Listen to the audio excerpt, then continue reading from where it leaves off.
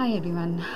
In my past videos related to baby Uriel's death and the infant Ari and Leon's death, all three of them died in US, but doesn't mean that there aren't children globally who haven't died likewise from similar circumstances in other countries of the world, because there are many countries in the world where health tracking of data doesn't happen, where legal and judicial systems aren't as mindful as they are in US, and as a result, sometimes when children die, the deeper causes of their death can't be examined or aren't examined at all.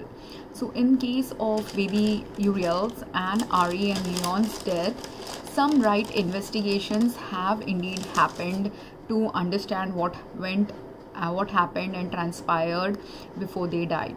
But the only problem why I have listed those two cases is because while there's a lot of systemic benefits to the way in which systems in US work conjointly to help in resolving issues related to child abuse or issues related to child neglect, there is still more awakening, still more changes that need to be implemented in the lifestyle of people that people have in US or in developed countries. And in developing countries, people need to wake up to the fact that if you are living in a very densely populated place, lot of population density related improvements and changes have to be made, which can't be the same things that you have implemented in places where less population density is there. That's why only globally right now we have all these problems related to the facts that I've discussed in different videos in this page, because many things that we have normalized as normal things to do in our life were okay as a practice or were beneficial as a practice when population density was less, when the usage of these products on our life was less, when the number of products people use in their daily life was less. At those points of time, using one or two of these chemicals or products used for medication purposes, products used for even recreational use, all of these things were okay for us to use in smaller amounts. And when only 1% of the population is doing that, or a smaller significant percentage of the population is not doing it, but only 1%, 10% is engaged in some activity, even if it was health harming, because smaller percentage was using them, doing them, the long-term health harm or the severe health harm was not showing up at that point of time. Or even if it was showing up, it was showing up in such rare amounts that it was neglected or not understood, or it was at a manageable level. So we didn't have deaths, we didn't have severe illnesses, we didn't have puzzling illnesses where if you go to a doctor, the doctor is not able to figure out completely what is going wrong with the patient. And things like that weren't manifesting earlier because it was a cleaner earth, less populated earth, less use of chemicals and other products related earth. And that's why only this video and this page has topics related to sustainability as well, topics related to earth pollution as well, topics related to normal healthcare and normal child caretaking or normal lifestyle caretaking related topics, because these are all actually interconnected. And there are many people globally who have started waking up to certain areas where better caretaking has to happen, better lifestyle changes have to happen, better measures have to be taken, or different measures have to be taken for changing towards cleaner earth, changing towards health supportive lifestyles for all planetary systems, and planetary life forms. Because understand that the smaller planetary life forms are the indicators of what is happening initially to those animals and birds and creatures who can't speak with us in the human language. and this is the same level as at which the babies also exist. When babies are present in a human's life, when children are present in adults' life, where the adults are not paying attention to their children or anyone they are caretaking, and at that point, all babies, all silent planetary creatures are showing the impact of some health harm in the locality in which they live, in the homes in which they live, in the places families are traveling to with their children and pets. All of these are being shown by the local planetary creatures or anyone's family pets or anyone's babies. All of them are showing the indicators of some health harm going on in that area. And just that these planetary creatures being smaller in size, not being verbal, the babies being smaller in size than adults, they will show the symptoms sooner than a normal full grown adult will. And that's why only paying attention, becoming mindful is a very important practice we have to do in this century in order to resolve these problems. If people are getting scared about what I have posted in some of my videos, understand that the videos are not to scare you, the videos are to inform you. And you don't have to do the thinking about how to resolve it. You have to just go to the right provider to resolve it and take the right measures in your personal life to resolve it.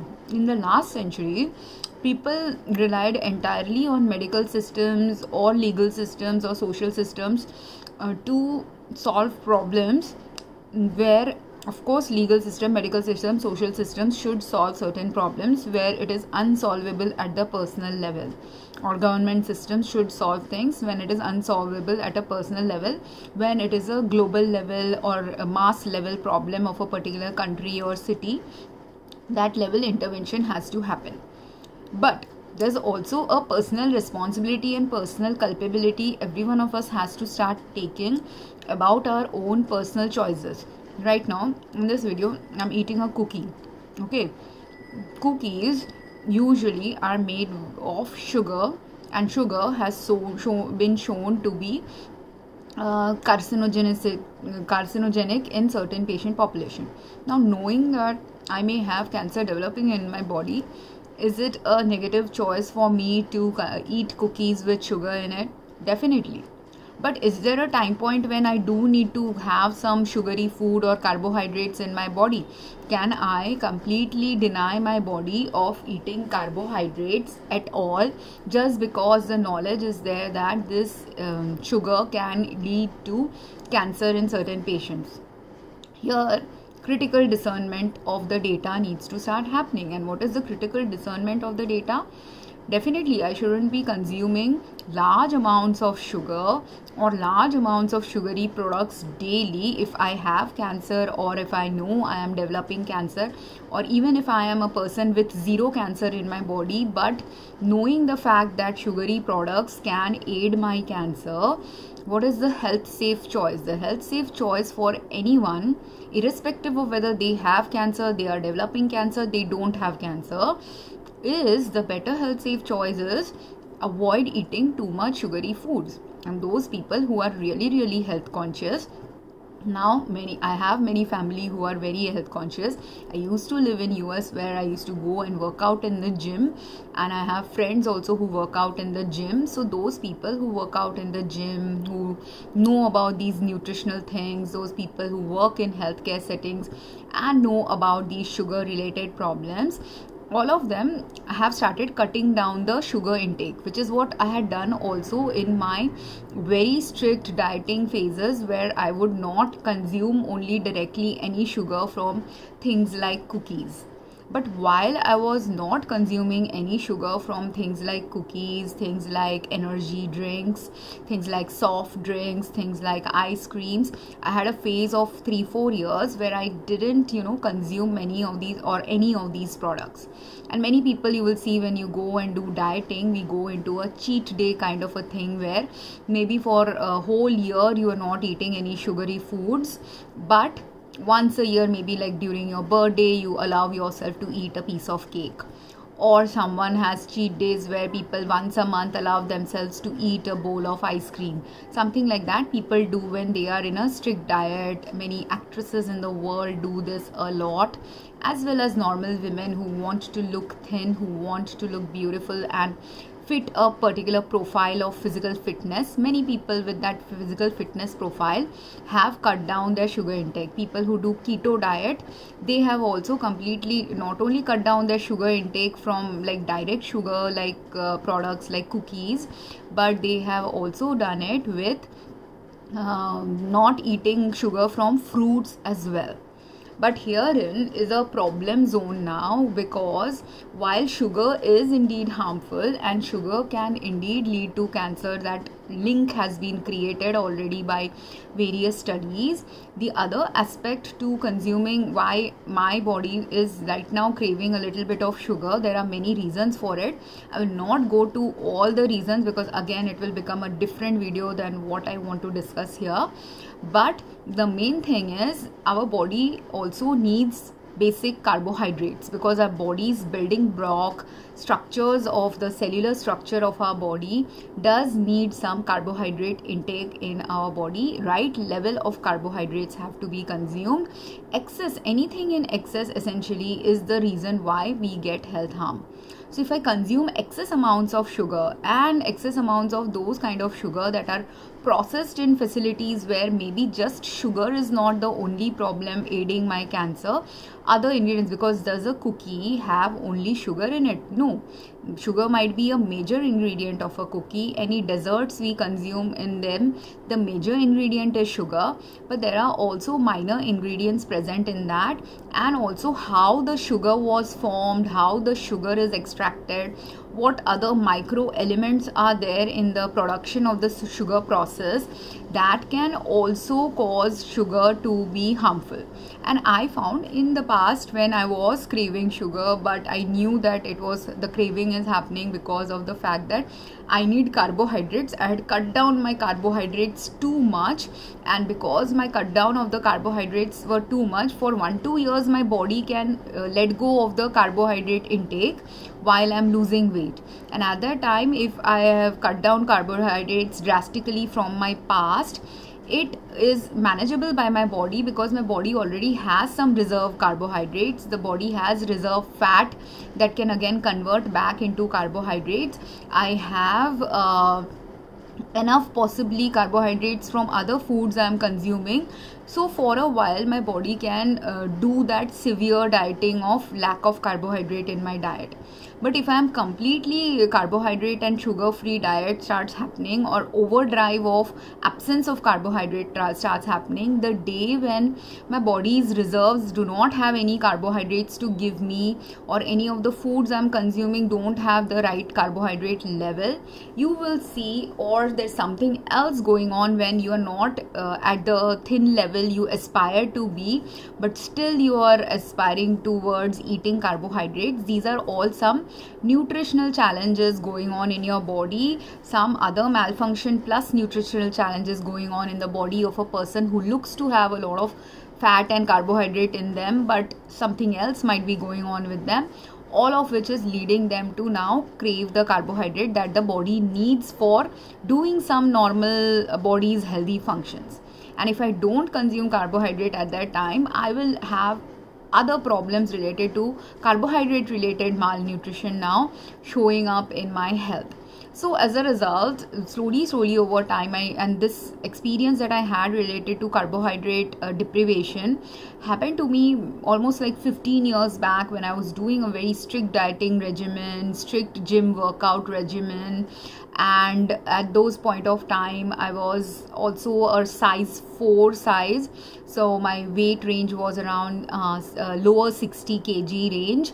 And that lower 60 kg range was a weight range during which time all strict dieting happened, but the carbohydrate deprivation started causing like mood problems for me, not just carbohydrate deprivation but other things as well. So couple of combination of things started impacting and influencing my health. And that's when only from that time onwards, slowly I started realizing and developing a discernment on yes, that I should curb down carbohydrates, yes, that I should not be eating too much of sugary things. And if you are an emotional eater, if you have been a neglected child, many neglected child go through this phase that we need some comfort food in our adulthood days to deal with stress. So if you have a very stressful life where multiple stress factors are there, like you might be giving an exam, or you might be having work life where for 14-12 hours you have to devote a lot of energy and time to and pay attention to a lot of people, or you might be a busy frazzled mom with 4 kids to look after, or and they are all very naughty kids, or very hyperactive kids. And all of these times you are frazzled, you are stressed, someone might have complex life challenges where their finances might be falling apart, their marriage might be falling apart, their children might have some health crisis, they themselves might have some health crisis. So in all of these stages you will see people crave comfort food. And comfort food for everyone is different kind of comfort food, but it is always usually something very oily, something very sweet, something crunchy and salty or savory, something sour. These are all some taste places where people will gravitate towards when they need some comfort. Why? Because that comfort food might lead them to, it is a comfort food because it's got some if they were had like 100 days of neglectful childhood days, even then they might have had one day of a beautiful childhood memory with someone. And that one day of memory could have been like going to a birthday party celebration where they ate a particular kind of cake. So then that cake becomes their comfort food. Or they went to a birthday party and they ate a particular kind of chips, and that chips became their comfort food. Or for someone, if it was not as simple as just a cake or chips, they had some parent or grandparent who used to make some fun dishes for them, like fish fingers or pasta in a particular way. So whatever it is, something like that becomes someone's comfort food. Either it's a elaborately cooked food that some parent or grandparent or caretaker had made for them, or it is, if you were neglected in your own homes, it was some food that you ate at a friend's place that gave you comfort. So then after eating that at a friend's place, that gave you some emotional comfort, that made you, the comfort didn't come directly from the food also possibly, because if someone was given a nutritious balanced diet by a parent, it is true comfort to nutrition.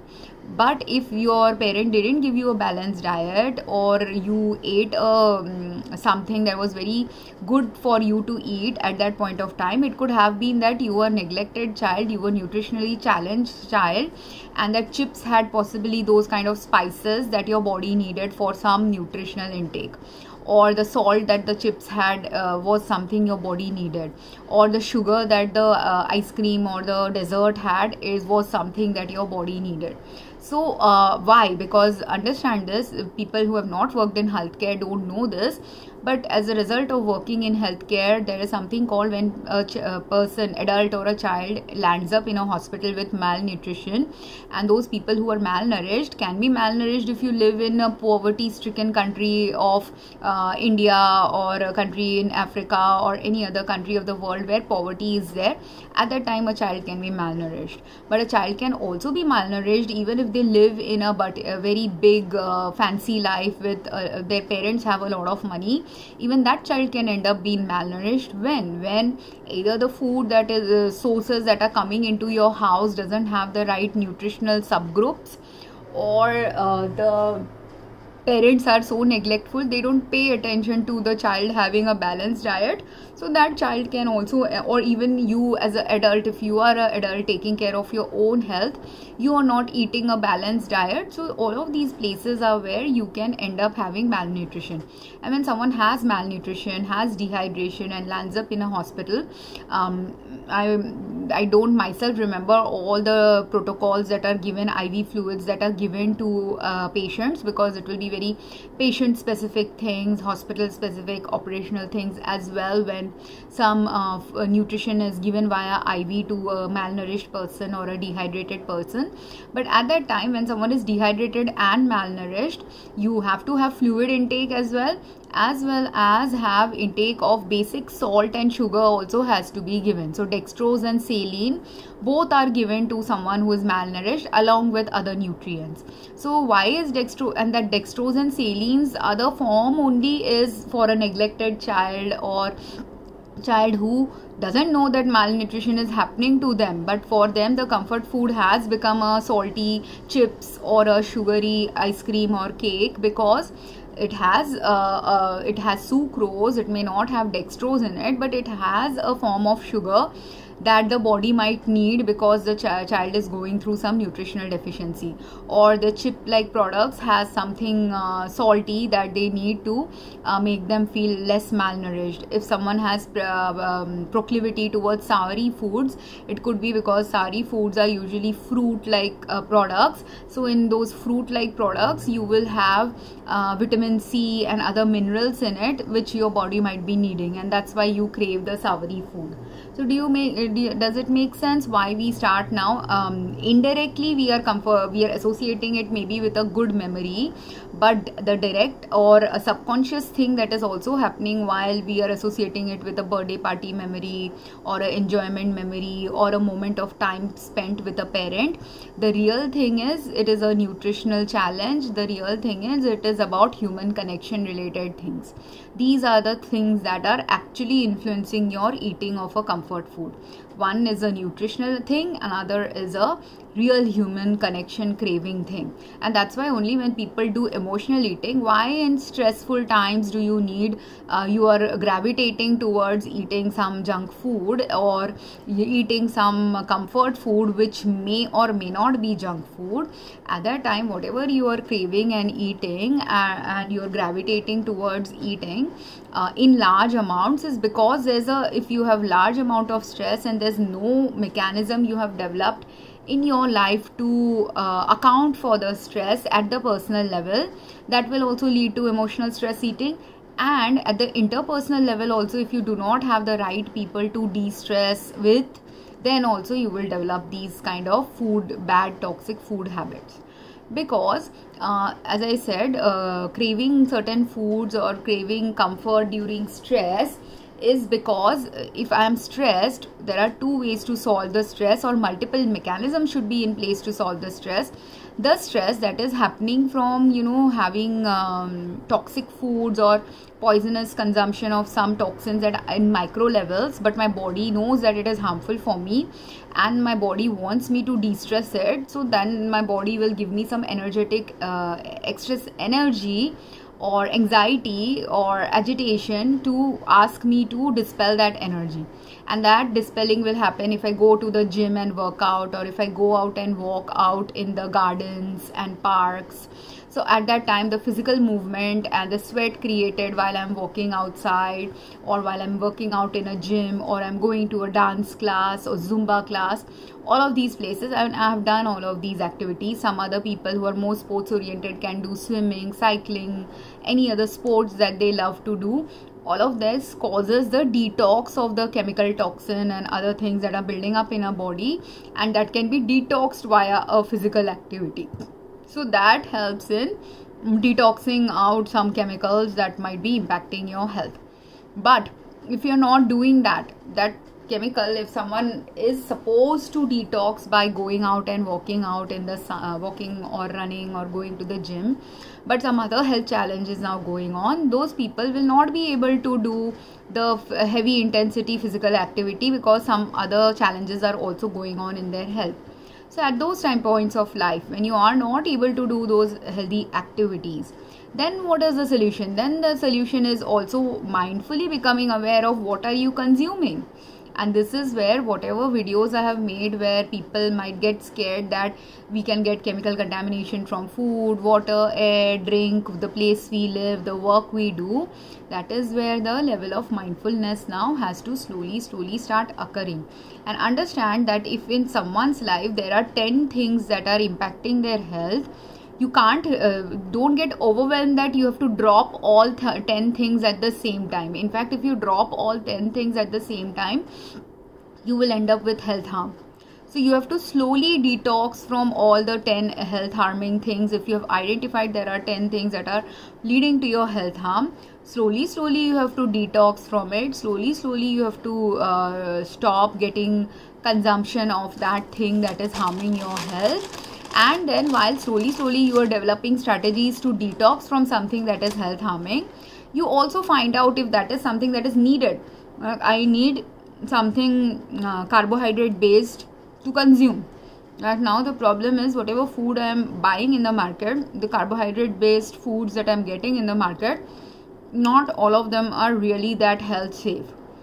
So what has happened is it's equal for me right now. I'm at a equal level, precarious level, if I consume a piece of cookie versus having a fruit, because the fruit can also have pesticides and other cancer causing drugs in it, and this cookie also can have sugar that is also cancer causing.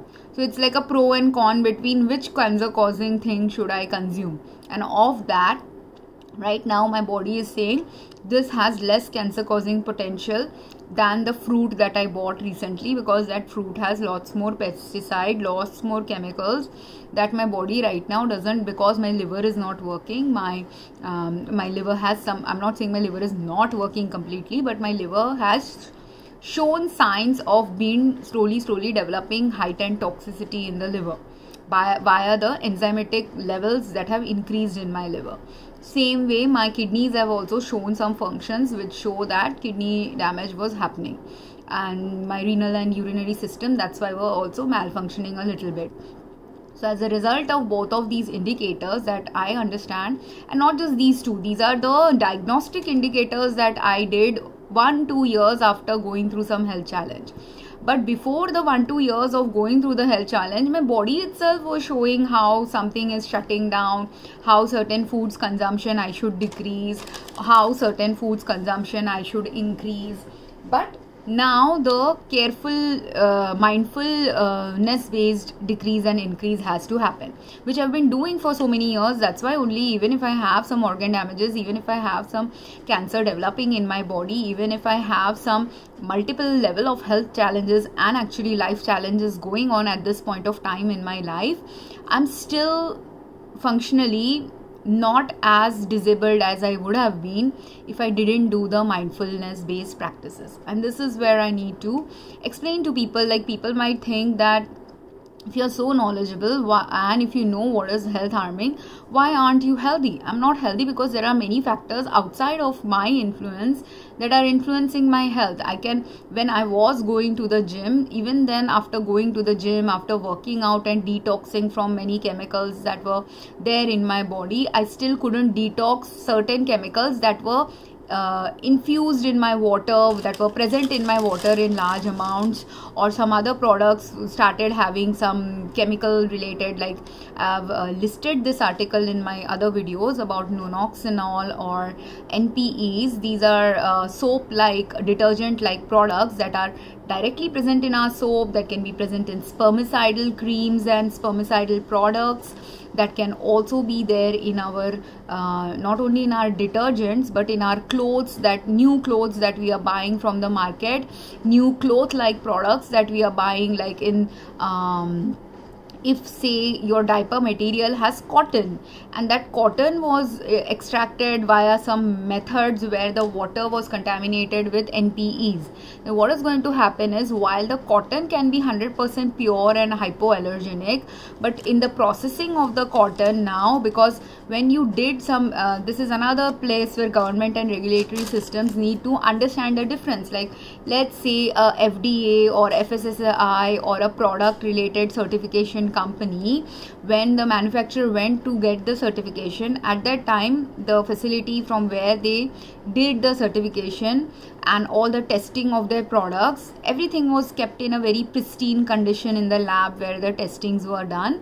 And because everything was kept in a pristine condition while getting the certification, yes, the product had no allergen content, the product was completely safe for use, the product didn't give any harm to the people who tested the product. All these are true. The time of certification, everything that the certificate said is true about that product. But understand that when the company starts growing and the company is now expanding and the company has now instead of just one branch of the company making that product, the company now has 5 or 10 or 100 branches globally. At that time, even if your first certification was true, or the first time the manufacturing facility started making a product, everything was in pristine condition and it was indeed true that their product is not hypoallergenic.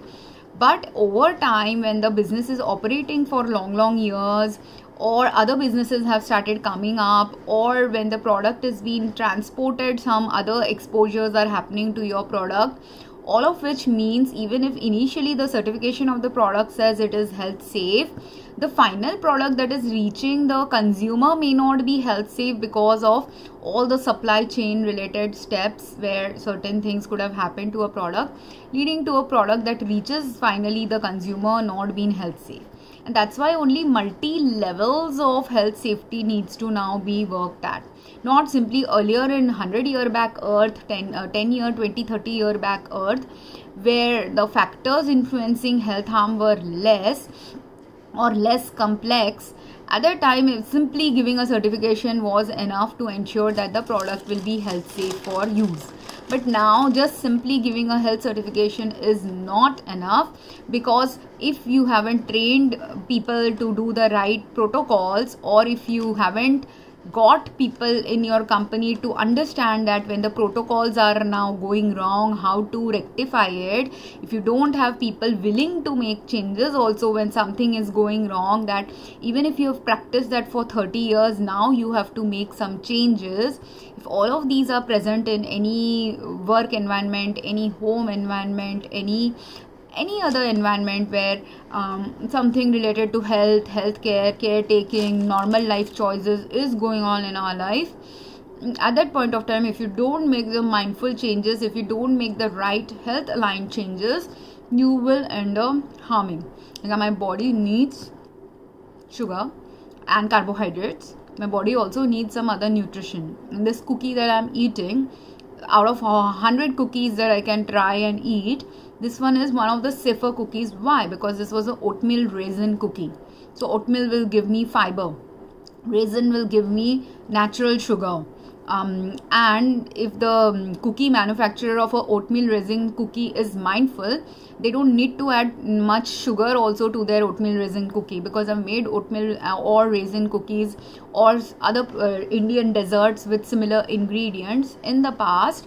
And being a mindful cook, being a person who doesn't want to consume a lot of sugary foods, what I used to do is, if I have added natural sugar containing fruits in my dessert, like I can use dates, I can use any other fruit to sweeten a product like a banana, or I can use raisins to make it sweet. So when I'm baking something or frying something that is pancake like product, Indian version of it or an American version of it, in all of these things I used to reduce the sugar content, simply because the natural sugar from the raisin, natural sugar from a banana, if I'm making banana bread, or if I'm adding banana to a pancake, I don't need to add any other sugar in it until, if the pancake after being made tastes a little less sugary, then you can add a little bit of syrup to it.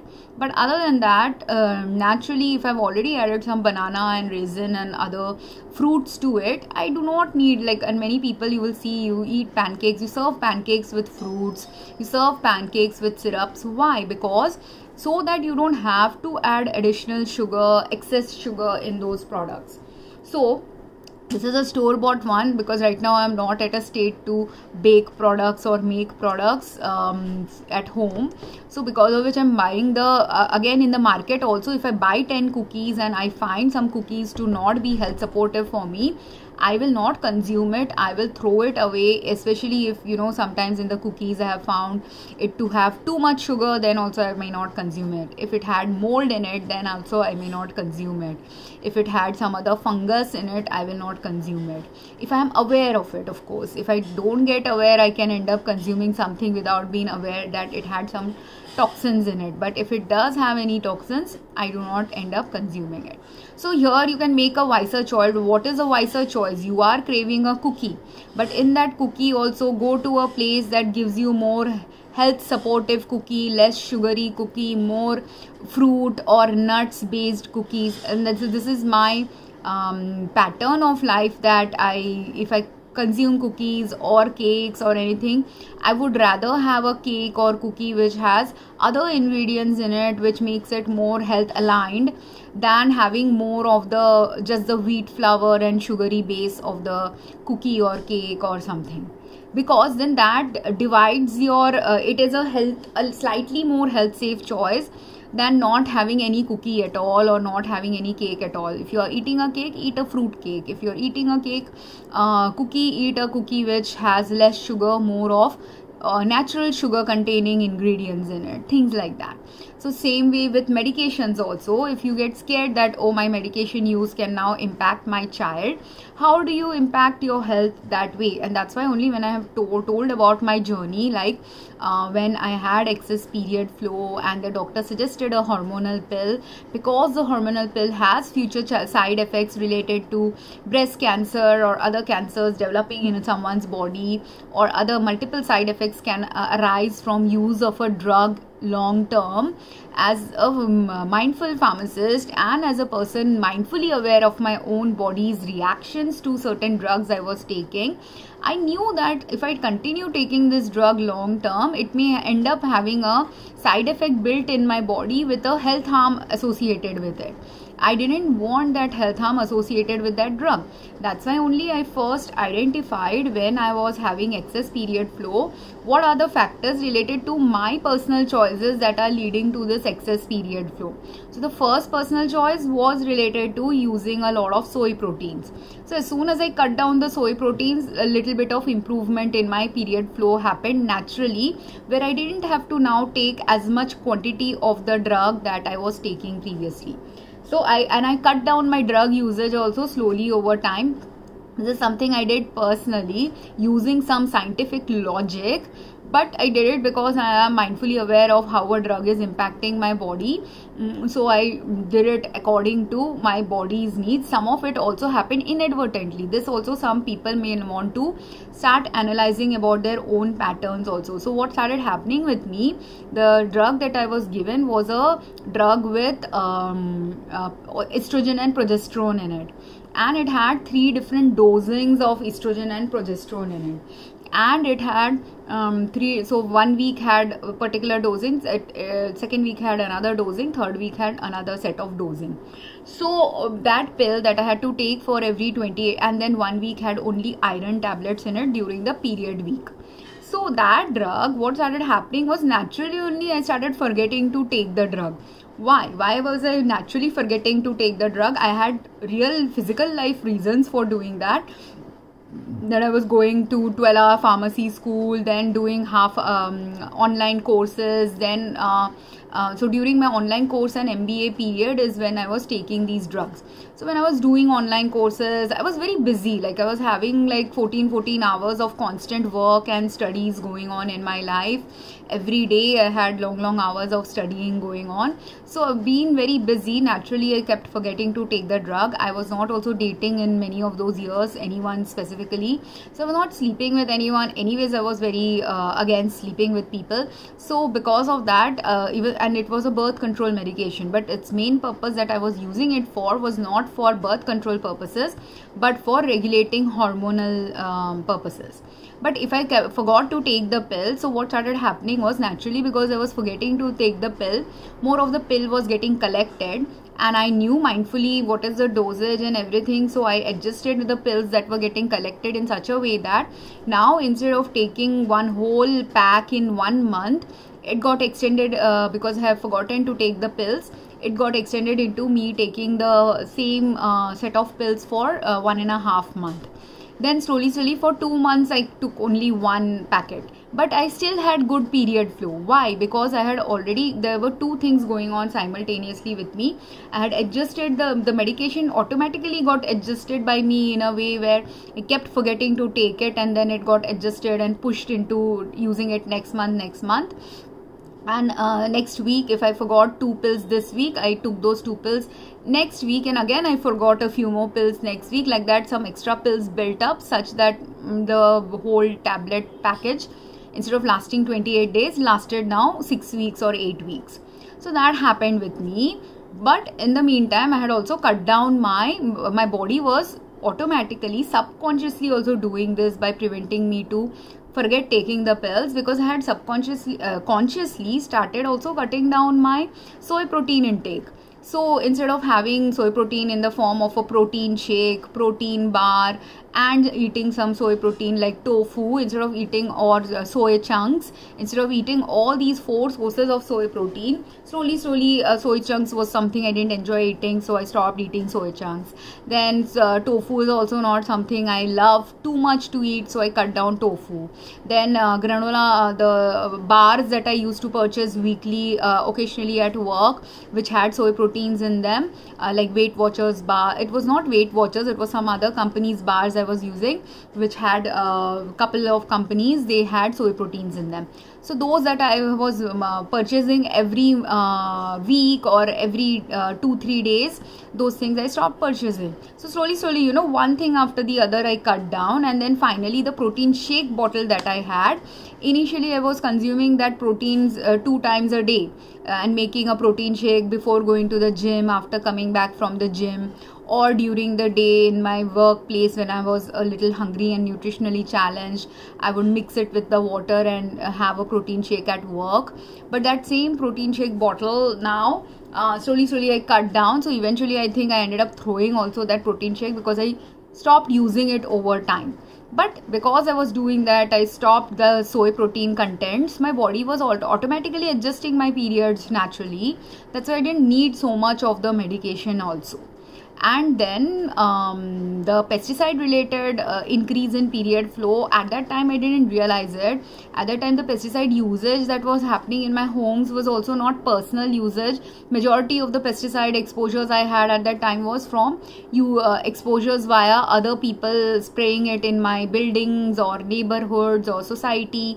So all of these were happening. So at that time I didn't correlate pesticide poisoning related issues. But in India what happened is, certain because little more people do not understand right protocols of using pesticides in India, or very much hurried kind of usage of pesticide happens in India.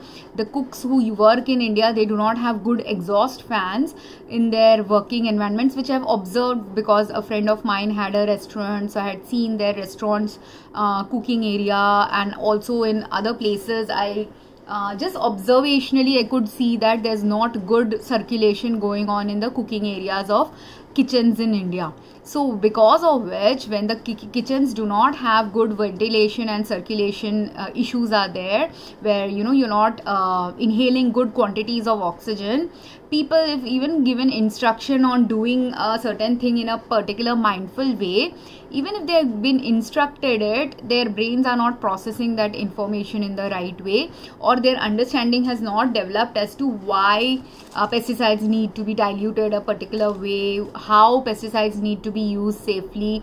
These things some people do not understand. So if you do not have the education, do not have the training, do not practice it mindfully after getting also education and training, then what starts happening is, when I was eating some outside food, I could see that certain restaurant foods had pesticides in them because of inadvertent or some mindless steps they are possibly doing in their restaurants, leading to the food now getting cross-contaminated with the pesticides that are sprayed in their facility to keep it hygienic. So now that is also a problem zone, that if I am eating food from outside with pesticides in it, I am able to detect the pesticides because I am at a precarious state, and I have done some meditation related practices where my sense of smell is high. So because both my illness also causes my sense of smell to go a little high, plus if you do some meditation related work, that can also cause your sense of smell to be more sensitive than the normal. So as a result, I can easily detect if some pesticide is there in the food sometimes, or at least 90% of the times. And if I can detect that pesticide is there in the food or the drink I am consuming, then I don't, even if I bought it, even if I paid for it, even if it seems to be like a healthy thing like a chole or rajma that I am consuming, but if it has pesticide cross contamination, I'm not going to consume it. I ended up throwing those foods or consuming it carefully, such that if part of it got exposed to pesticide, part of it is not exposed to pesticide. That part that is not exposed to pesticide, I eat it, the rest of it I threw it. And that also minimizes then my pesticide exposure, right? Is it better to consume pesticide based products knowing that it has pesticide, or is it better to not consume it at all, or if you don't have a choice, consume as minimal of it as possible? Because if I buy products, and every product I bought that day from the market, be it a restaurant food, be it a vegetable I bought, be it a fruit I bought, be it a drink I bought, be it the water supply I have at home, if every one of these have some chemical contamination, some pesticide contamination, the one with the least one only I can consume if I'm super hungry. But if I'm not hungry, then I can avoid consuming all of it, right? So and this also, you will see your body naturally also starts shutting down when too much contamination is going on. Your body will resist eating certain foods, and this I made in one of my videos about pets and animals. But understand this, if your child, this is where now parents can start becoming mindful about their own choices and their baby's choices.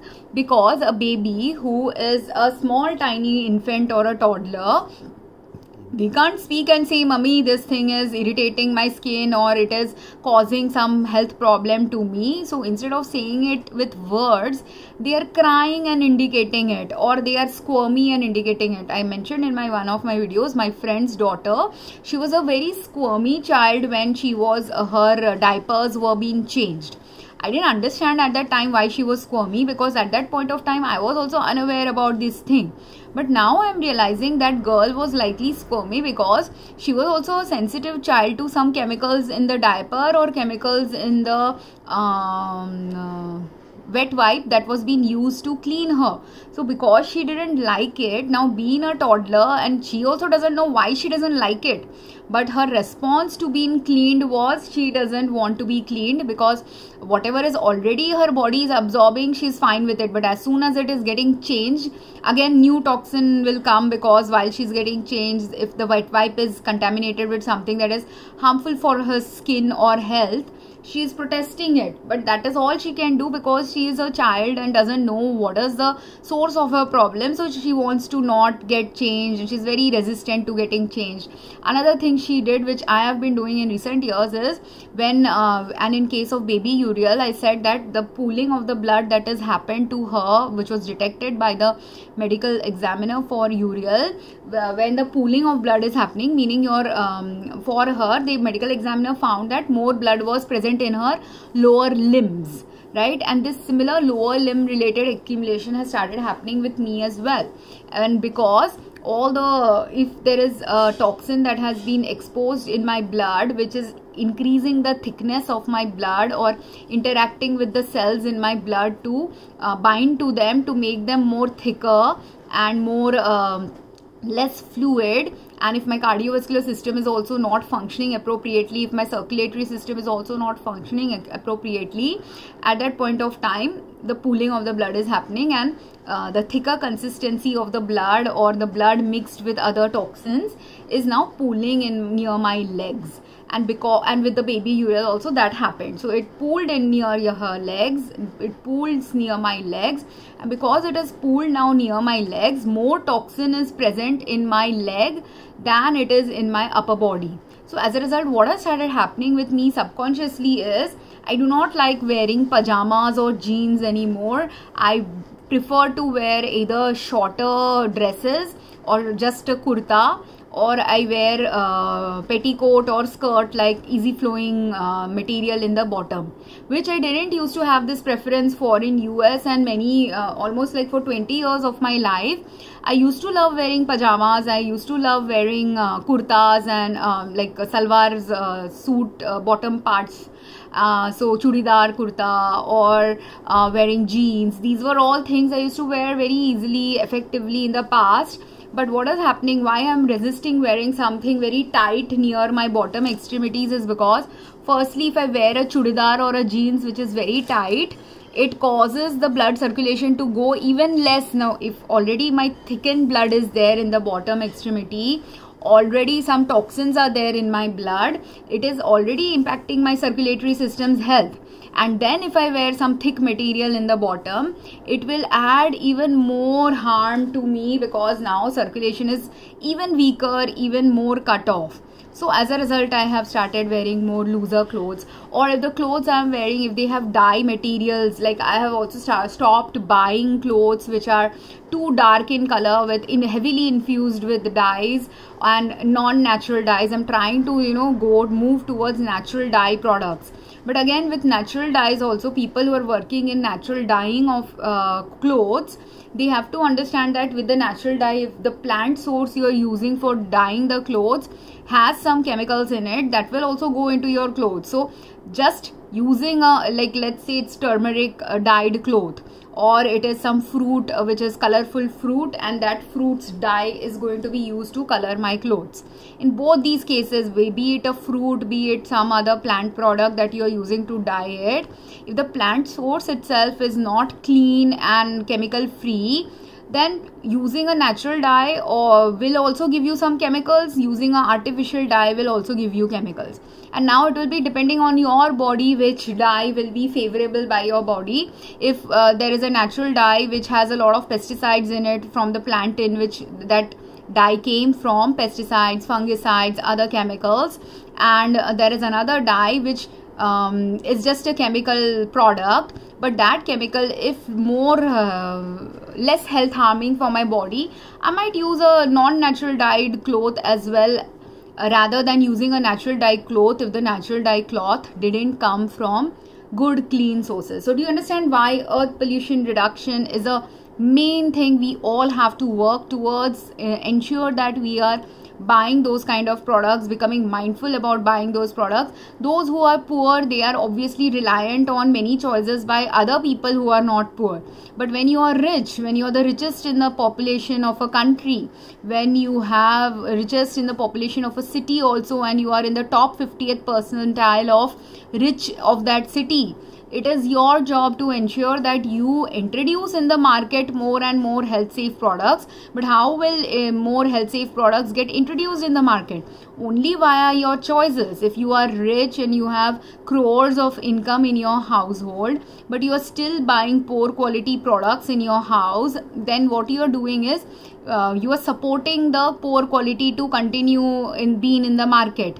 Because if you're rich, you may be buying more of the poor quality and as well as good quality product if you're buying mindlessly without thinking what you're buying. But if you are rich and you are buying mindfully, then you will support you should be supporting. This is how you bring change about earth pollution related parameters, by supporting those products that are health safe, that are health aligned, that are good quality. That is where the market should be going towards. Same way, if you're poor also, while the rich can buy hundreds of products and keep testing different products to see which product works for them, which product doesn't work for them. Even if you're not rich, I'm not super rich, but I have been doing that. I've been testing which product if I use has health benefit, which product if I use doesn't have health benefit.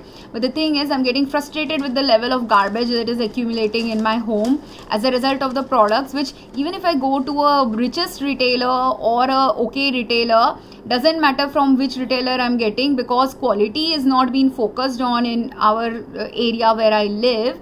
Irrespective of which retailer it is, and some retailers, even if they have quality products, they're destroying their products also for some reason. That is also there. I have been to locations where good retailers with good products are there, and their employees are doing it, or the location is doing it, or what is going on, I don't know. But they sprayed in recent years. I found some of these retailers with good products from whom I used to buy mass amounts of products, considering the level I was living in. So mass amount meaning I was not overbuying anything. I was only buying, let's say, 3-4 clothes in 1 year from them. But that is enough. 3-4 sets of clothes from any retailer in 1 year is enough purchase from them. For a person with I had no active income, so for me buying 3-4 products is also a lot of products. So, or if I had income, I might have at that point of time bought 10-15 products. But I can't buy products if you may buy keep and stock products with high content of toxins in them, then also even if I want to give you 2,100, 100, 500, whatever amount I'm giving you, even if I want to give you that high amount or low amount of money that you are charging for that product, the product has to be useful to me. If it is not useful, it is not beneficial, and for my status of health, it is also aiding my health harm. And if after having bought one product, I saw that this brand or this product right now is contaminated, whereas 5 years back that product was not contaminated, I can't buy anymore that same brand if the deterioration has happened or deliberate introduction of toxins have happened. Because in some locations I found a deliberate introduction of toxin happening via them having done something to their filtration system, air ventilators, where air ventilators were spraying fungus on the top of clothes. So good pure cotton clothes were being sprayed by fungus in that location, whether it was deliberately done, malintentionally done, or someone who was just given a bribe that can you use this filter instead of that filter, buy this filter from us, and that filter that they used for when the machine needed some filter change, that filter is now instead of filtering out toxins, it's filtering in more toxins. That can happen. Some places they may not have even changed their filtration devices in a long time, and a lot of toxins have accumulated in it. I don't know, different places have different things, but two places, because it was two places in the same mall, I felt it was a deliberately thing done. And actually not two places of clothing stores. Now in that same mall there are few clothing stores that have this fungal contamination, few food places that have this fungal contamination. So then it becomes a deliberate thing. If it was accidental, so many places in the same area will not be contaminated with fungus. And problem with fungus is, and these people are so foolish, you can't treat fungal infections very easily. The doctors in this area don't even understand how to detect fungal infection problems in a patient. Or if a patient has fungal infection plus another contradictory symptom, where some of the symptoms will show contradictory responses in a patient, they don't even know how to diagnose a patient with two conditions that can have opposing effects. Because if you have fungal infection developing, you may get chills, you may get lowering of body temperature. If you have some other disease going on, those diseases can cause increase in body temperature. So your basal body temperature might end up being normal body temperature, but the person diagnosing you is not looking at anything else other than your basal body temperature, forgetting all the other symptoms you are getting in your body. Like if a person is actively coming with bleeding, you need to consider that why is this person bleeding? Instead of going and checking other things, first bleeding needs to be stemmed, right? Because if my cells are rupturing, if my body's organs are disrupting, that means major damage is going on in my body. But you are so unawakened, can't understand the difference between what are the different types of bleeding conditions that can cause unusual bleeding in someone. That is the main concern. So doctors also need to awaken, regulatory authorities also need to awaken when a doctor is not practicing the right way. If it is it doesn't matter if it is the best hospital in the country, but a best hospital in any country or any city can also have 10-20 bad employees, and if the number of percentage of bad employees they have, that many degrees of poor healthcare taking will happen. Same way in a home also, the number of people who are unmindful or callous or thoughtless about what caretaking really needs to be true caretaking, the level of ignorance of you, the level of things that you consider like this is okay and this is not going to do anything because in the past it didn't do anything. These kind of false belief systems is the reason why children like Uriel, Ari and Leon are dying, have died, have been hospitalized for long hours or long days, or have been severely ill with some illnesses that are considered as orphan drug illnesses or mysterious illnesses or rare disorders. But all of them have actually the reality of it. For anyone with any mysterious illness, long-term illness, anyone who died in the family after long-term suffering, all of them have root causes in multiple things associated with that person's life. And those multiple things only slowly need to be changed. If I go to a market where I see their clothes are getting sprayed with fungus, now I am aware, I am looking for quality product, I have a limited budget, I'm not going to go and buy any clothes from you if you continue spraying stupid fungus on your clothes. Those people who are like maybe deliberately spraying fungus in the clothes, they are thinking now after getting fungus filled clothes I will get ill or I will not like wearing the clothes. So they are also using the subconscious programming strategy possibly, that if someone will buy 10 clothes from me, after the 10 clothes 3 of them have fungus in it, because it has fungus in it, it will start stinking once you wash it, people will not want to wear it, they will throw away the clothes and then they will again come and buy from us. But will I really buy from you if I understand that you have deliberately sprayed fungus, or I understand that you are deliberately stocking poor quality clothes? I will be super pissed and I'm not going to buy from you. I'm going to look for other sources then, rather than buying from you, especially the person who is on a limited budget, especially the person who is on a precarious state of health, who can't afford to continuously get exposed. It is all fun and games when you are in good health. You are assuming that every single person who is your customer is in good status of financial health, good status of physical health, and is a frivolous purchaser, a frivolous woman who will buy hundreds and hundreds of clothes mindlessly and thoughtlessly. But not all women are frivolous purchasers. Not all women seek to buy hundreds of clothes. They don't have space in their room to stock hundreds of clothes. Not all women are mindless purchasers. Not all women can be in good status of physical or financial health, and you are also deliberately adding harm to some people. So you should be also culpable or held liable for murder, like this grandmother was held for murder, if you are continuously putting fungus in someone's clothes and someone's food. That thing also needs to be prosecuted. Those kind of law changes need to be made, because you think it is for 100 rupees, 1000 rupees or 1 million rupees. Everyone at different levels has taken some bribe to let this kind of condition happen in their work practices. But while they are not aware of how, and they are not aware that they are also breathing that fungus, even if they wear a mask, the fact that they did this, the impact of the fungus will fall in their life also. And fungus is a microparticle, so you're not going to observe it, you're not going to know when it is going to harm you. How much is for someone, if you are doing a great level harm, for you even one microscopic inhalation of the fungus might lead to your harm, your family's harm. That also people don't understand how foolish they are. Like how in the video of Uriel I have mentioned that if she related to Uriel, anyone who's working in glass blowing industry, microparticles of glass, how it can transmit from one place to the other. Same is true of microbes, same is true of any other toxin. Even microscopic smaller amounts has a potential to cause great damage already in a person who is weakened in health status.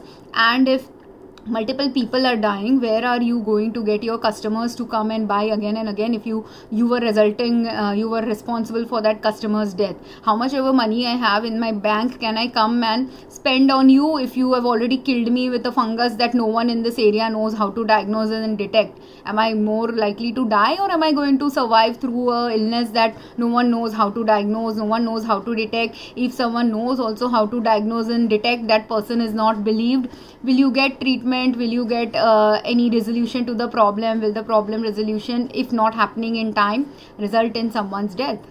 So with case of Nicole, with the doctor is being the clinical psychology student Nicole is being blamed for the death of children, when yes, she was partly responsible, but if the other factors responsible for those children's death don't get examined, don't get understood, don't get off from the market, like if it was a diaper causing diaper rash and organ damage, the diaper product needs to be off the market. The newer diapers have to be introduced in the market. They don't have this kind of chemical content.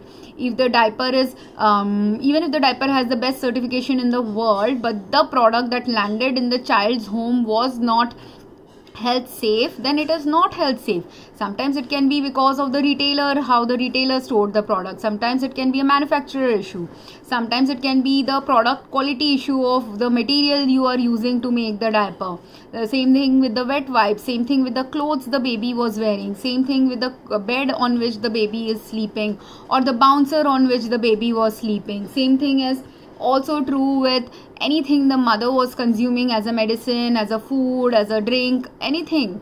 So if you want to wake up, You have to firstly, anyone who wants to become pregnant, don't become mindlessly pregnant in this generation. You have to be thoughtfully pregnant. So if you are able to keep a clean house, you have a clean life, you have a clean lifestyle, then become pregnant. Otherwise, every single negligent practice you will be continuing onwards will add to the child's health harm most of the time.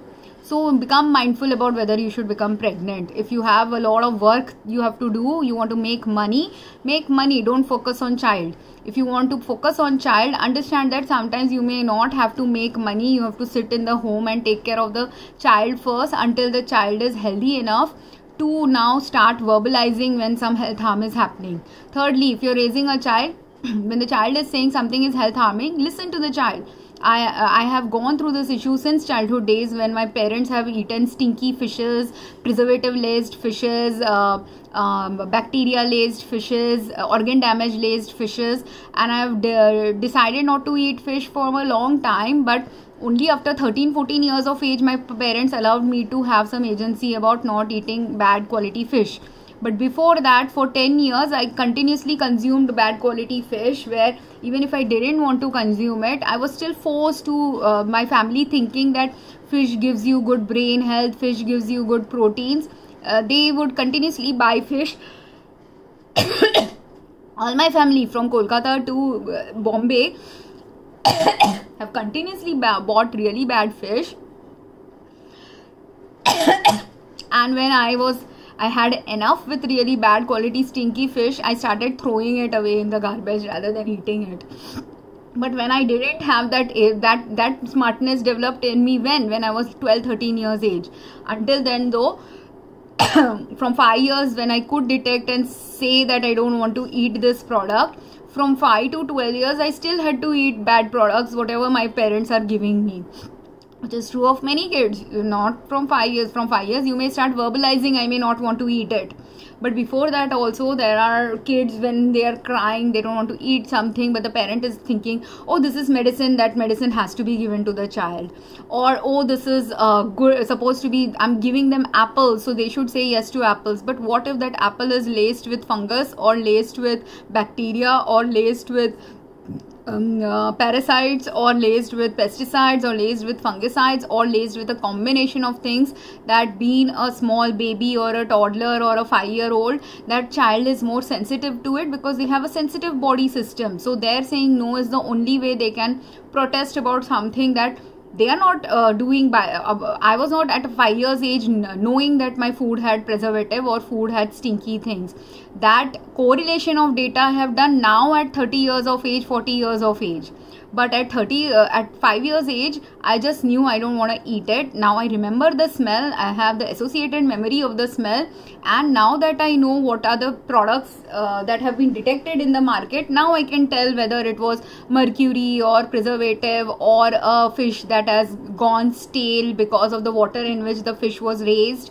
All of these are factors that people have to understand, but people are not waking up. And those people who turn into vegetarianism or veganism, they are not turning into vegetarianism or veganism for joke. They're turning into it because the number of toxin that will enter the system if you are vegetarian or vegan is actually a little less than the number of toxins that will enter your system if you are not vegetarian or vegan. That's why many people are turning vegetarian and vegan. And then also when vegetarian and vegan people are coming up with health issues, it's because if you're not eating the right vegetarian or vegan products, meaning your products have to be completely clean of many things that lead to malnutrition, that lead to diseases, that lead to organ damages. If I become vegan and I continue all eating vegetables that come from pesticide laced vegetables, I will not have a good health. Veganism, if it has to be everything related to any eating you do, whether you are vegan, vegetarian, non-vegetarian, whatever you are consuming, if that food source doesn't come from good healthy sources, you are more likely aiding your health harm than causing health benefit at this moment of time on Earth's existence. And that's why everyone has to become mindful. What are you eating? What are you consuming? Why meditation is necessary? Why exercise is necessary? Why mindful work choices and practice is necessary? Why quick fixes in any work cannot happen. Quick fixes can happen via a person who is experienced enough to know what is the right solution. Like in my one video I mentioned it, and here I'll again mention it. All these videos that I'm making, my analysis of these issues takes me only 15 minutes or maximum 30 minutes to do based on the data presented. So like with Uriel's case, I listened to 15, 20, 30 minutes, a total 1 hour testimonies of various people. And after listening to that 1 hour testimony only and knowing many other things that I know based on my work practices, those two combined give me, I need only 15 minutes to give you a actual short report on what was going on with Uriel. But because of my level of expertise, that quickness and judgment that I'm making is coming from years and hours of work and study experiences and understanding life related experiences and understanding health related experiences. But I can give a 15 minutes report. Another person with zero knowledge about this thing can also give a 15 minutes report, which is what Uriel, in case of baby Ari and baby Leon, the technician or doctors who gave a report, 15 minutes report in Ari's and Leon's case, also gave a 15 minutes report. But they have given a very ignorant 15 minutes report because they are not aware that of all the things I discussed in the 2 videos about Ari and Leon, and they are not even considering, and those factors were presented in their history as well. It's not that the doctor didn't have access to that knowledge. They have access through the data that could have led to Ari and Leon's other death enhancing factors or health harm enhancing factors, but they are simply ignoring it because they are ignorant. They might be newer doctors or doctors set in the paradigm of thinking that if cracked skull is there, that means blunt force trauma.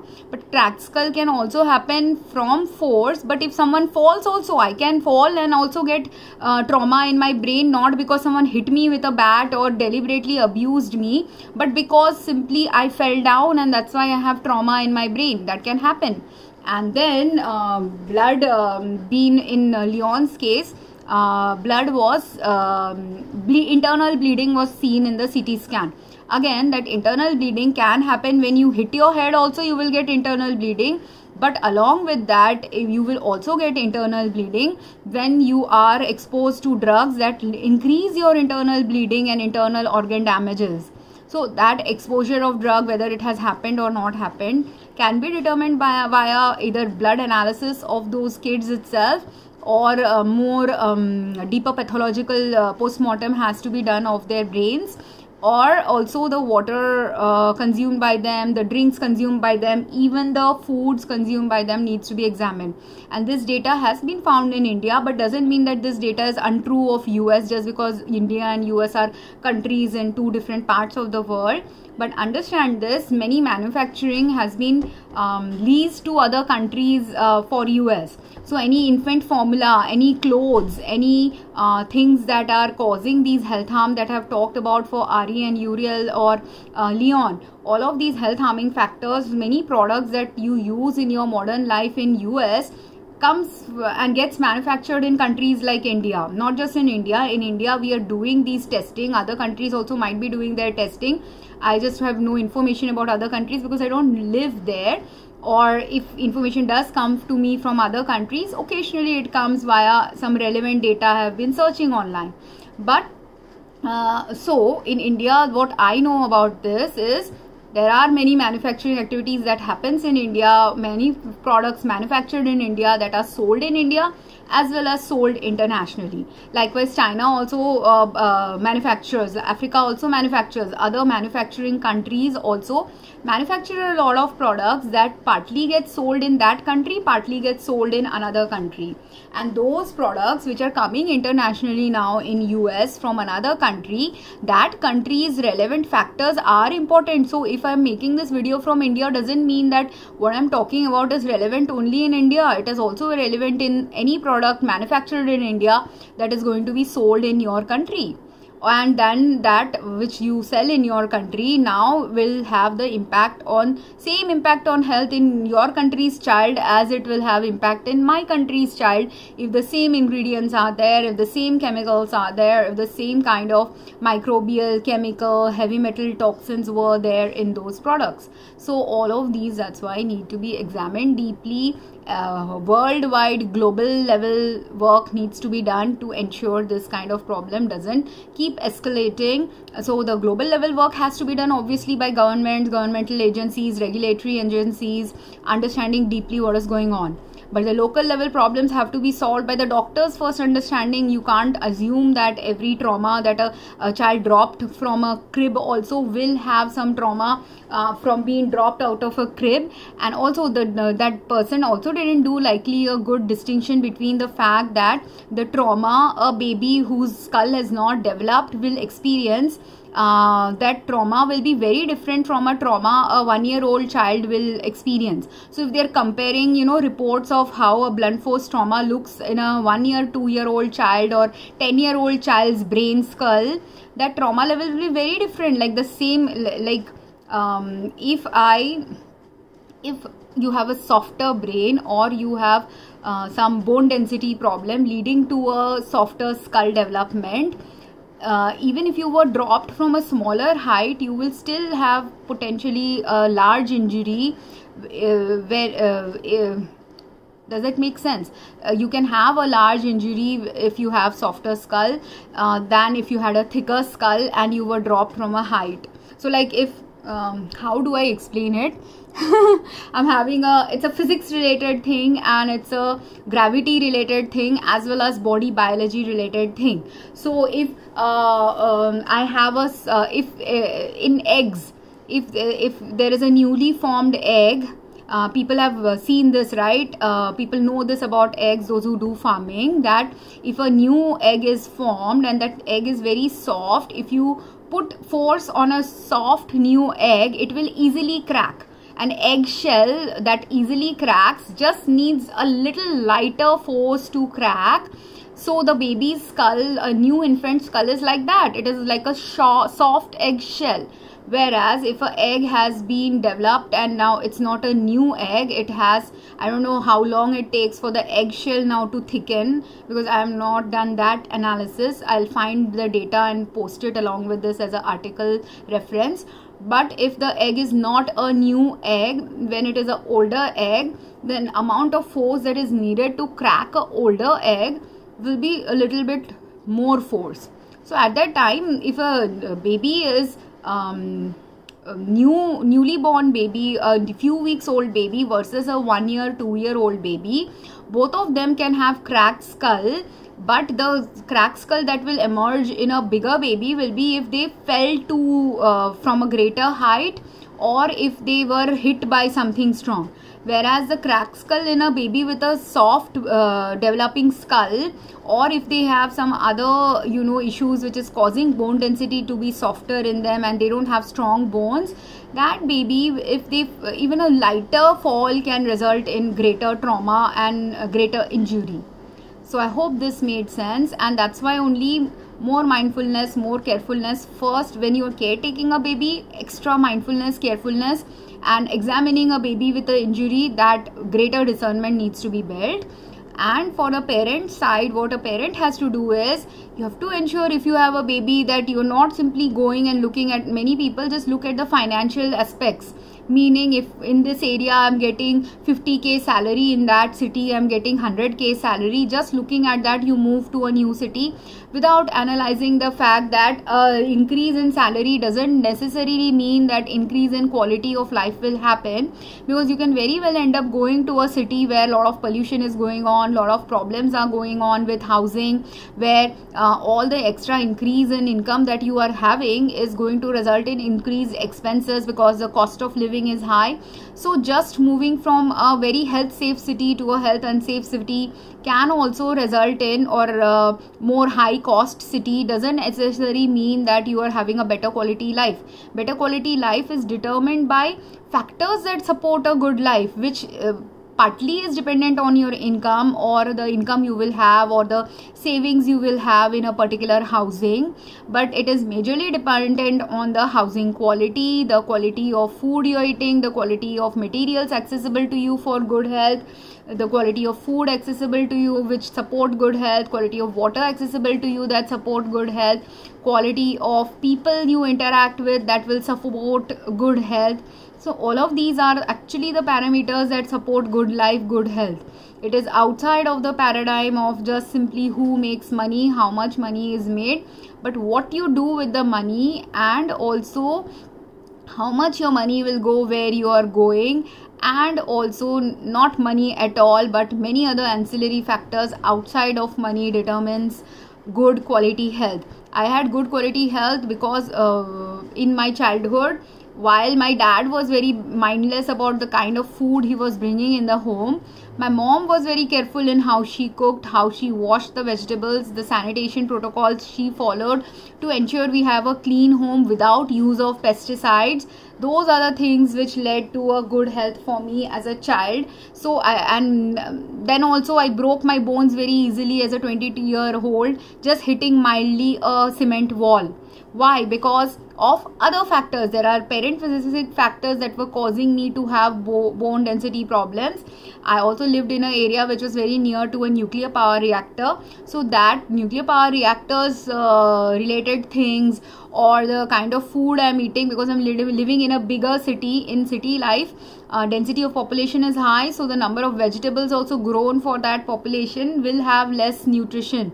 Like if you live in a village and that village produces 100 kgs of, let's say, any fruit like apple, and 100 kgs of apple produced in a village where only 100 people live will have a lot of more nutrition, because the soil nutrients are only used to make 100 apples for 100 people. Let's assume it was 100 apples made for 100 people, not 100 kgs. But each of them are able to get one apple with good nutrition in it. Whereas if in a city of 1 million, there also apples are grown, or for them apples are grown somewhere and apples are coming there. But the place where the apples are growing, instead of a small farm that can grow only 100 apples, another place has that same small size farm that is growing 1000 apples, and those 1000 apples are also now getting eaten by more than 1000 people. So each person doesn't even get one apple. Each person also doesn't get nutritionally same contents, because if same land is used to grow 100 apples and the same land is used to grow 1000 apples, the 1000 apple growing tree, or the number of trees that are growing 1000 apples, will have a lot less nutritional content in them. So I'm getting a lot less nutritional content than if someone was lucky enough to grow in a farm, near a farm, and a place which is less densely populated. So already I have, living a city life, I have less access to good quality food. Then if I have neglect-filled parents, those who don't buy mindfully any products, those people who don't buy mindfully products, they will buy anything, any crappy product or any cheap product, which was the problem since my childhood days, that I have always been fed crappy products or cheap products. But in the crappy and cheap products that I was getting, if a mindful cook was present, if a mindful health person in the kitchen was doing some activities related to food preparation, then again I get some health benefit from the mindful cooking that has been done, mindful cleaning that has been done. But if you don't have that, if you are a unfortunate kind where your parent is neglectful about buying good products, the parent doesn't understand what is good food that should be eaten, and doesn't understand that after eating foods, if you are nursing a child, that will go to the child. If you are having a child in your womb, that bad product will go to the child in the womb, and then after the child is born, they will come up with all those genetic malfunctions because of the fact of whatever were the circumstances of the parent's life that led to the child having some health issues while the child was growing only in the womb. So all these, everyone, and it's not just the mother's thing also, it's also the father's thing, right? What food the father brings, what quality the father is ready to invest in when he's feeding his child and his wife, what quality of products he is able to access to when he's buying something for his family. And low budget buying, if you're poor and if you're doing low budget buying, fine, but if you're moderate income, your income level is good enough and you're still doing low budget buying without without and buying where buying cheaper products is not the problem when the cheaper product is a good quality product. But if you buy a cheaper product which is not a good quality product, and you're not observing that you're not buying a good quality product, and you continuously support bad quality products in the market, then how will good quality products get introduced also in your market for your use, even when you are a higher socioeconomic status person? So people who are richer, who are moderate income, their income level is such that they can afford to buy some good quality products for their kids and themselves. You need to start doing it, because every good caretaking the mother and father does for them helps in ensuring a better quality life for the child. And of course, but if a parent is only focused on them and not focused on the child's health, that will only help the mother or the father. It is not going to help the child. So a good child being raised has to have a mother, father caretaking their health also in real good ways, as well as focusing on what is health safe for the child.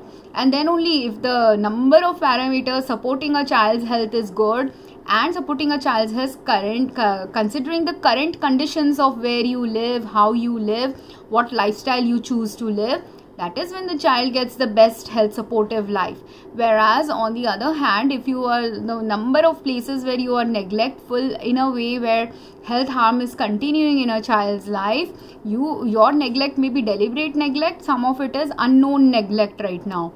But that unknown neglect, only once you know, then only you can shift and change, right? Once you know that water pollution is going on in your area, first you have to awaken that water pollution may be going on. Then you have to test whether water pollution is indeed going on, or seek local resources. Like I knew water pollution is going on, food pollution is going on. I also got confirmation about water pollution, food pollution from the articles I am reading about that place, where research articles have been done, government articles are showing, or newspaper articles are showing that indeed water pollution is going on. Indeed food has poisoning related stuff in it, like pesticides and heavy metals or other health harming content in it. So while I have deduced it myself by my own mindfulness showing me that something is wrong with the product, someone else in the same locality was also doing research work related to that. Someone else was also doing newspaper research work related to that. All you need is to collate the data. So am I being overly cautious if I say that the protein shake I am drinking has pesticides in it, when I can also smell the pesticide in it, I can also taste the pesticide in it, and a test has also been done in somewhere nearby or in this country which shows that pesticides have been indeed found in the products there.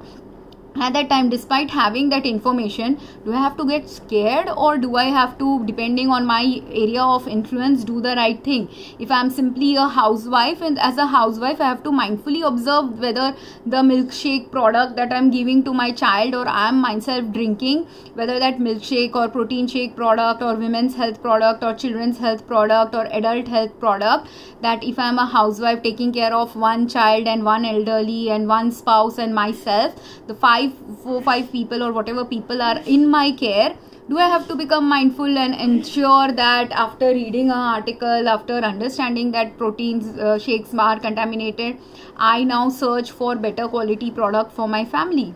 Do I have to? That is where your mindfulness will be if you are only focused in being a housewife. If you are a housewife plus a researcher, then your area of focus in your research, can you build your research work to now understand why is this happening?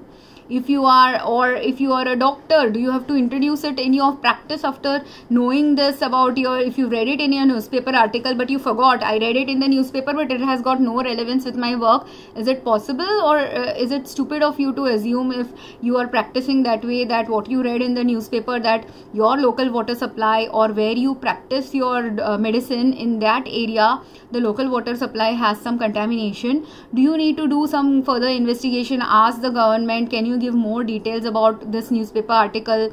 Ask the newspaper, the person who does this greater due diligence, does the due diligence to understand what is it that the local water supply has, or starts mindfully observing the patients to track, like you don't want to talk to the doctor, it's up to you. There can be two kinds of doctors, a doctor who's an introvert or doctor who's an extrovert. Extrovert doctor can build social connections and go and connect to the local government, local municipality, local newspaper source that has given this information that in this locality water is contaminated. That extrovert one can do that kind of research, whereas the introvert can do by asking the patients what are your symptoms. Based on your patients, do a more due diligence on, is it just one disease that is impacting them, or is it a combination of disease that is impacting the patient population that is coming to you. So you evolve in your practice based on your nature as well as based on the deeper level at which you want to practice. It's up to you. But if you don't practice at that level and then your friend practices at that level and they get some success as a result of their deeper mindfulness, deeper due diligence, deeper delving into what needs solving, critical problem solving skills they have, critical understanding and empathetic skills they have, that person who's developing those skills, they can develop after 10 years of doing certain things. In 5 minutes they can solve a problem, whereas you who has not even understood the first level of problem will be stuck where you will be stuck at misunderstanding something as blunt force trauma, when maybe blunt force trauma plus something else is going on. So that you need to understand. And again, blunt force trauma doesn't mean it is blunt and force did happen, but how much force happened? If the force of cracking an egg is just simply tapping a new eggshell, was I deliberately tapping it or accidentally that happened? Like many a times have you ever bought eggs in India? When we buy the eggs, we wash the eggs and then put it in the refrigerator. So while putting the eggs in the refrigerator, I simply touched a new egg and immediately it cracked.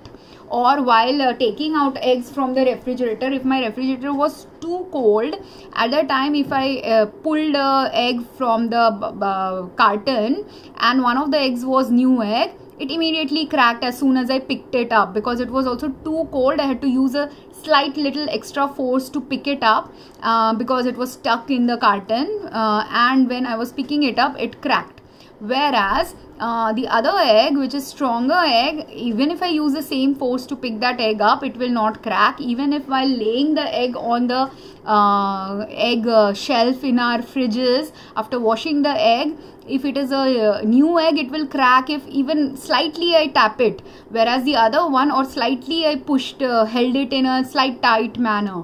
Whereas the other egg, I can use that same force, it will not crack. It will crack only if heavy, like if I land it like this, then only it will crack. So this blunt force of heavily landing a egg on a table to crack it versus gently putting a egg down, which was a newly formed egg, is it same force that was used? No. But did both the eggs crack? Yes. And did both the eggs crack as a result of one egg being strong, heavy force was needed, and the other egg not being strong, light force was needed? So both were cracking, and trauma did happen, and that resulted in the crack.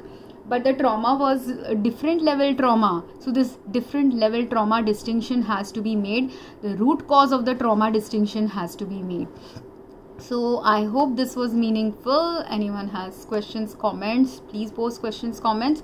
And the safety features that you have to use when taking care of a child, when analyzing what happened to a child, when investigating what happened to the child, is this: you have to develop more discernment about the different situations that come into play when something complex is going on, something harmful was going on. And because it's a complex world right now, usually one set of circumstance is not the root cause. Many a times it will be a combination of set of circumstances that is the root cause. And at that time, if everyone assumes just Nicole did the murder or she was deliberately doing some harm to these kids, the other elements that led to their death, if not investigated, will not help any other children also in that area, because other children also may not have a Nicole like provider. They may have a very safe provider, very careful provider. Even then they can end up with internal bleeding, because the chemicals in their environment, chemicals in the product they are using could be harming them. And the way to stop their harm is to understand chemicals can be causing that harm, find a root food sources of from where that chemicals are coming from. If in your home there are 5 sources of bad chemical pollution, slowly eliminate one source of chemical pollution.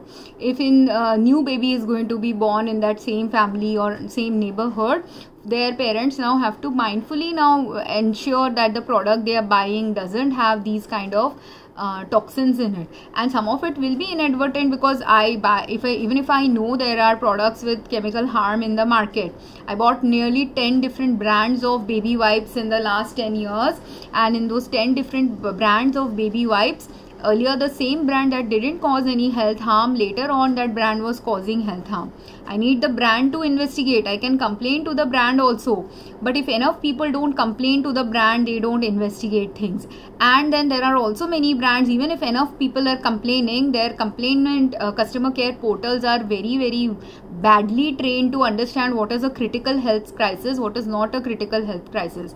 And this bleeding of people having extreme skin allergic reactions to certain things, these are all actually critical health discernment places, and the training related to that is not present currently globally. The understanding related to that is not present globally. That's why only, even though newspaper articles are saying there are pesticides and heavy metals in a particular product, if the company doesn't withdraw that product, are they doing a great health harm or not? Because if already investigation is showing your products have this, you are not doing the right investigation. All you are doing is, because when that same products in the market, few of them, I complained to the manufacturers, all the manufacturer did was send me a replacement product with the same problem. So giving me a replacement doesn't work at all, because your basic problem didn't get solved. You didn't solve the fact that there are pesticides in your product, the source from which you're making the product, that source has pesticides probably in it. You have to ensure that the source doesn't have the product with pesticides in it, but you are not doing that. So that is a problem zone, right? So right due diligence is not happening, right execution of practices are not happening, right problem solving is not happening. And in a company where, or in a place where multiple things crash and fall apart, where multiple things need to be changed and no one is waking up how to change it, very few people who are waking up how to change it are not being allowed to make the right changes, then what is going to happen is that eventual collapse of that industry or that company or that facility or that family life or the health of many people associated with that product or family using a particular product. That is what you are going to do. You bust your own future market potential by not listening to the needs of the market you are serving. Same way in a family also, the family is busting their future health, because if you don't pay attention to what was impacting baby's health, you will also not be paying attention to what is impacting an adult health.